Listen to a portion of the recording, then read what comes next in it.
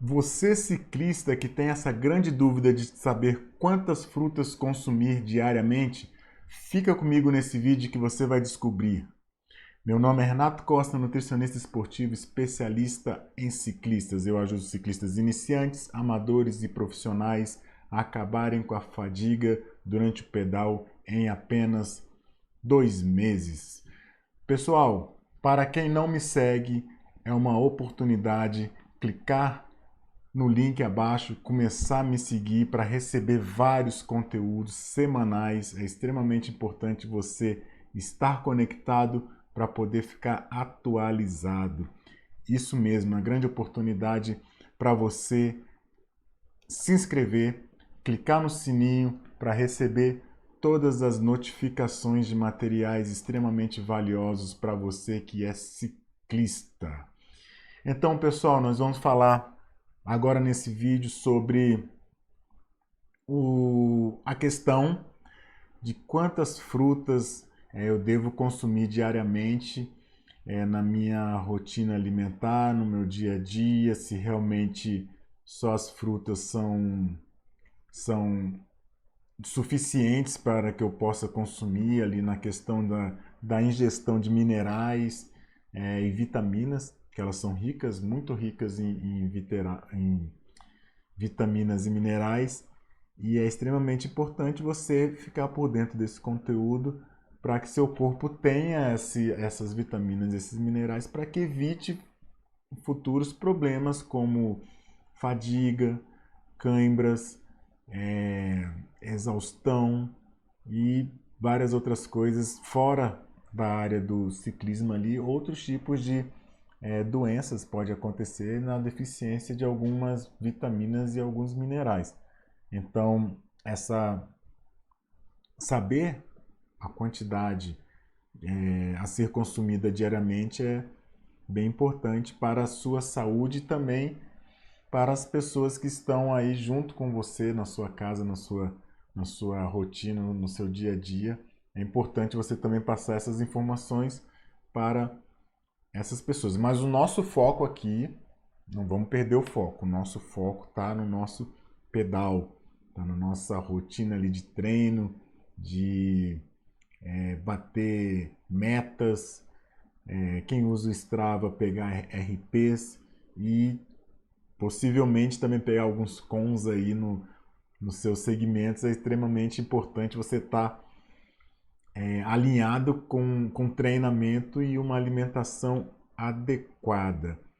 A quantidade ideal de fruta para consumir diariamente é extremamente ligada a alguns fatores individuais relacionados a idade, sexo, nível de atividade física e os objetivos gerais em relação à saúde, porque algumas frutas servem para algumas pessoas e outras pessoas não podem comer alguns tipos de fruta também. Então, um ponto principal é a individualidade.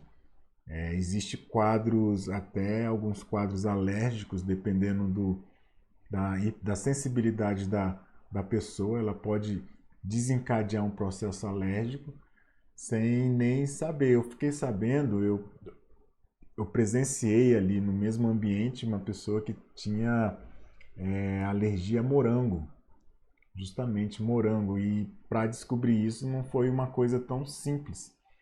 Tá? Ela já sabia que tinha essa alergia ao morango, só que no momento ali do evento tal, ela consumiu morango sem perceber e teve uma crise alérgica, mas como é uma pessoa que é precavida, já tinha levado ali um antialérgico, sempre tinha um antialérgico ali na sua bolsa para essas ocasiões.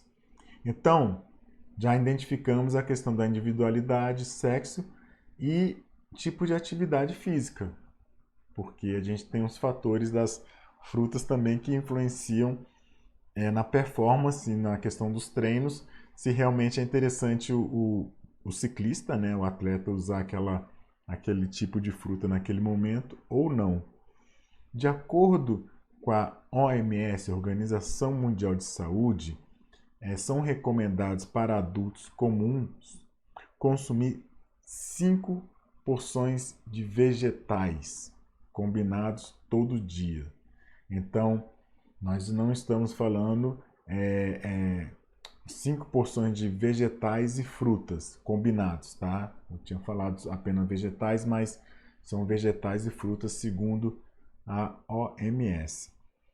É uma organização conceituada, uma organização que tem vários estudos, tem pessoas capacitadas para poder realmente avaliar e averiguar mesmo, chancelar ali essa informação.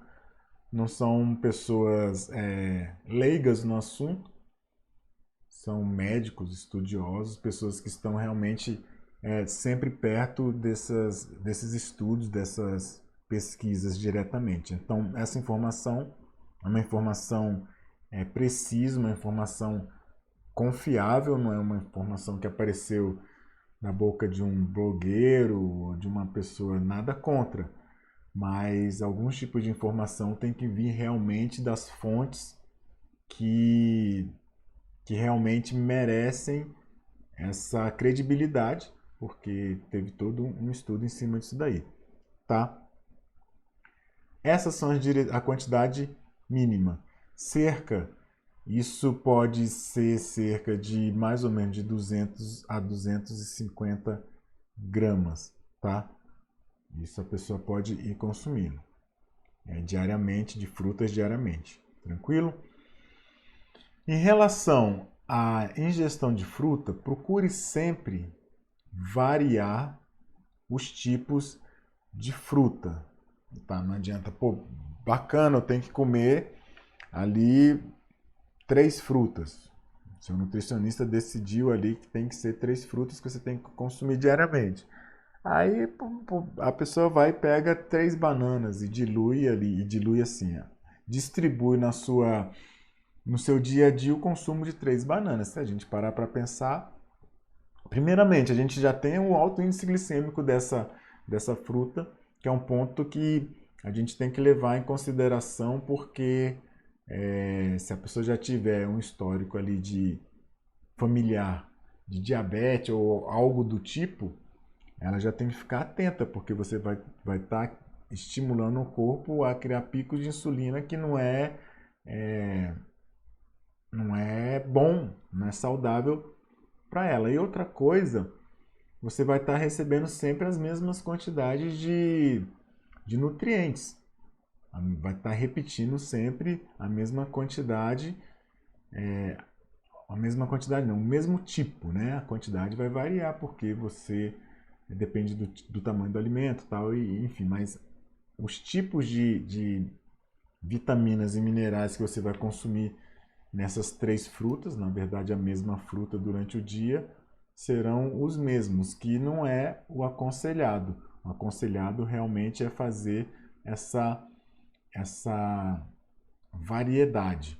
Claro que nós temos a grande vantagem da gente morar num país tropical e a gente tem uma gama de frutas muito grande. Isso ajuda bastante as nossas escolhas, o nosso dia a dia ali para poder escolher, né? Para poder variar na sua rotina diária. É claro que nem todas as frutas estão tão acessíveis em virtude de safra. Tem períodos do ano que você não consegue alguns tipos de fruta num valor tão acessível e aí você tem que trocar por outro tipo de fruta. Então, o ideal é sempre você estar atento às frutas daquela estação, daquele período do ano, que com certeza não vai ser só um tipo de fruta, entendeu? Então, tem várias frutas nos períodos das estações ali, tem a quantidade bem considerável de frutas em cada época do ano. O ideal é pegar essas que, quanto maior a oferta, menor o preço. Entendeu? Então essa é a sacada para poder. Não adianta você chegar numa época que não tem manga, você querer consumir manga. Com certeza você vai pagar mais caro por uma manga. Tranquilo? Prosseguindo, o ideal sempre é misturar as frutas cítricas com os outros tipos de fruta. Por exemplo, maçã, pera, banana, kiwi, melões, elas são excelentes escolhas por conta dos tipos de nutrientes que elas têm, na verdade, né? As cores das frutas também é importante, dos vegetais também. A gente volta lá naquela um tempo atrás que a gente falava, o prato de criança tem que ser colorido. Na verdade, esse prato ainda tem que ser colorido, mesmo não sendo criança, porque as cores estão agregadas ali às vitaminas e aos minerais. Beta-caroteno, tal, tem vários tipos de vitaminas que estão interligadas ao tipo de cor. Tranquilo? Então, essa é a primeira dica aqui para você começar a atuar, mesclar, tá? Os enlatados, os frescos e os congelados. Enlatados, frescos ou congelados. Qual desses, tá? Na verdade, é bom a gente sempre evitar os enlatados, a gente sempre ir para as frutas frescas e evitar sempre esses produtos que com certeza ele tem um tempo de prateleira muito grande.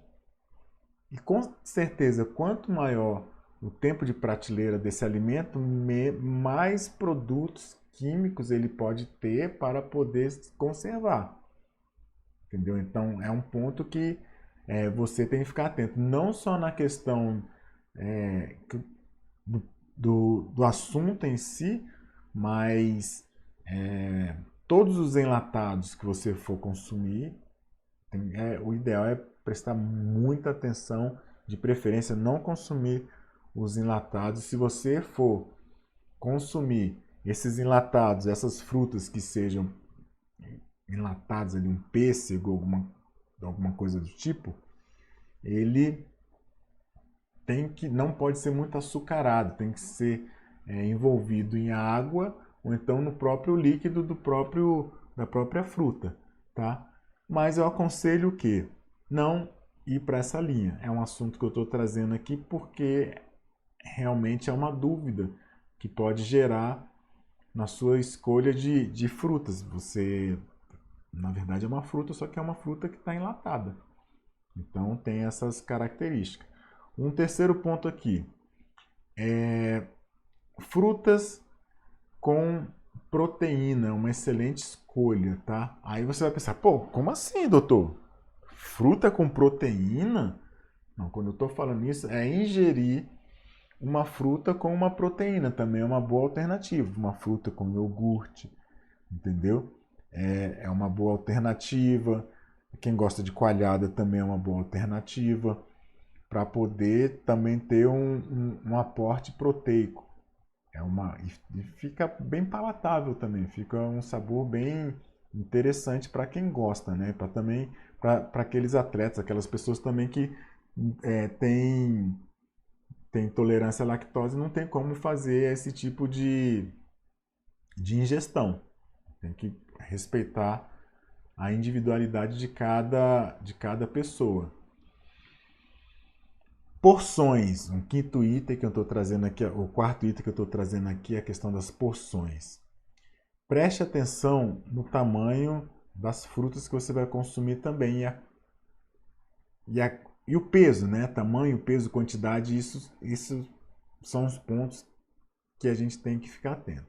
Por exemplo, chegou no final do ano, novembro, dezembro ali, existe uma safra boa de manga. Existe manga de vários tamanhos. Existem umas mangas que são a manga, né? Ela é muito grande. E você deve considerar essa questão do tamanho do alimento também. Tem banana que são menores e banana que são maiores. Então, preste atenção nessa quantidade nesse tamanho das frutas para que você também não ultrapasse muito a quantidade calórica diária que você tem que consumir. Tá? O ideal é você ter um nutricionista ali te acompanhando para poder fazer o aporte mais equilibrado. Uma estratégia é você ir sempre para as médias. E é uma boa estratégia. É melhor você, de repente, ir para a média, para menos, para as menores, do que você não consumir. Entendeu? Então é melhor ir para menos do que deixar de consumir esses minerais e essas vitaminas, tá? Um quinto item que eu trouxe aqui agora é a questão de você perceber o que está acontecendo com o seu corpo também, quando você ingere as frutas. Por exemplo, o abacaxi. O abacaxi, ele é um pouco ácido, ele causa, de repente, para as pessoas que têm mais sensibilidade na boca, pode criar algumas aftas. É interessante observar, tem pessoas que têm queimação quando toma de repente uma limonada. Agora eu estou falando de suco, tá? Mas é derivado de uma fruta também que é mais ácida, que pode gerar também um desconforto estomacal. O kiwi também. Tem várias frutas que têm essas, não só essas, mas outros tipos de traz outros tipos de sintomas ali para a pessoa que é um pouco bem desconfortável. Se a gente parar para pensar, a gente pega a melancia mesmo. Tem gente que não, a melancia não vai de forma nenhuma. Tem gente que não gosta, tem gente que ela, podemos dizer, ela dá uma estufada na barriga, a pessoa não fica muito bem com a ingestão de melancia. Jaca. Jaca não é todo mundo que come jaca, entendeu? Às vezes a pessoa não tem essa tolerância ali, a palatabilidade da jaca não é tão legal para algumas pessoas. Então a gente também tem que ouvir o corpo, perceber como que você está se sentindo na ingestão desses alimentos, entendeu? Dessas frutas. E os vegetais também.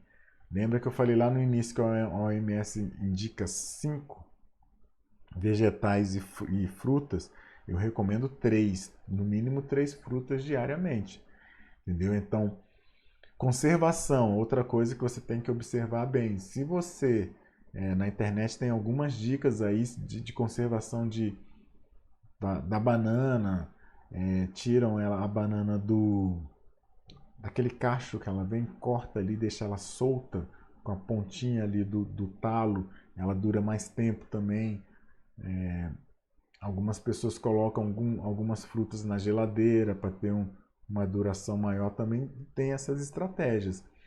E consuma sempre frutas frescas. E também, outro detalhe, observe também algumas frutas que podem estar estragadas, não na questão só de ter apodrecido, ter algum fungo, alguma coisa do tipo ali, mas também que possa ter bichos dentro. Por exemplo, a manga mesmo, dependendo da manga, tem uma larva dentro da manga. A goiaba.